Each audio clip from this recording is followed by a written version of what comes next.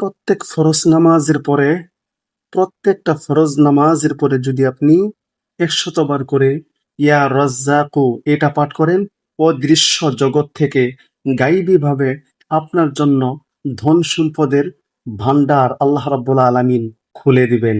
অতি দ্রুত আপনি ধন সম্পদশালী হয়ে ধনী হয়ে যাবেন। অতি দ্রুত ধনী হওয়ার জন্য ফজরের নামাজের আগে ঘুম থেকে উঠে অজু গোসল করে আপনার ঘরের ৪ কোণায় দাঁড়িয়ে ১০ বার করে আল্লাহ পাকের এই নামটা ইয়া রাজ্জাকু এই নামের আমলটা প্রতিদিন করবেন। ৫ ওয়াক্ত নামাজ তো পড়তেই হবে। দ্রুত ধন সম্পদের মালিক হয়ে যাবেন। অভাব দূর করে ধনী হওয়ার জন্য বেশি বেশি পরিমাণে ইয়া রাজ্জাকু এটা পাঠ করুন। অভাব আর থাকবে না। অতি দ্রুত ধন সম্পদশালী হয়ে যাবেন।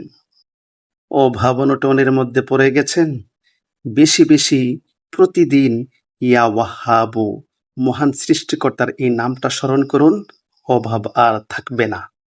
কোনো দুশমন যদি আপনার ক্ষতি করার চেষ্টা করে, হঠাৎ করে যদি আপনার জন্য কোনো দুশমন তৈরি হয়ে যায়, তাহলে সেই দুশমন থেকে বাঁচার জন্য আপনি কি করবেন? নফল নামাজের সেজদার মধ্যে গিয়ে আপনি ইয়া মুজিল্লো এটা ৭৫ বার পাঠ করবেন।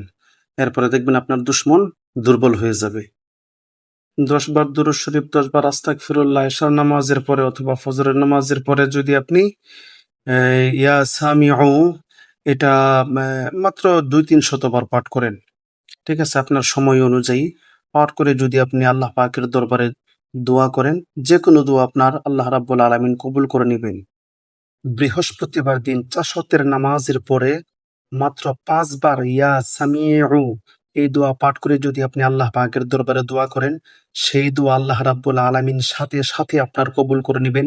যদি কোনো হালাল কোনো জিনিস কোনো হালাল উদ্দেশ্যে আল্লাহ পাকের কাছে দোয়া করে থাকেন। মঙ্গলবার দিন সকালে একটানা ১০০০ বার ইয়া সামিউ এই দোয়াটা পাঠ করে যদি আপনি সুগন্ধি কোনো তৈলের মধ্যে ফু দিয়ে কোনো বধির মানে যারা কানে শুনে না একেবারেই, ওই সমস্ত লোকদের কানের মধ্যে আপনি দেন, তাহলে সেই রোগী সম্পূর্ণভাবে সুস্থ হয়ে যাবে।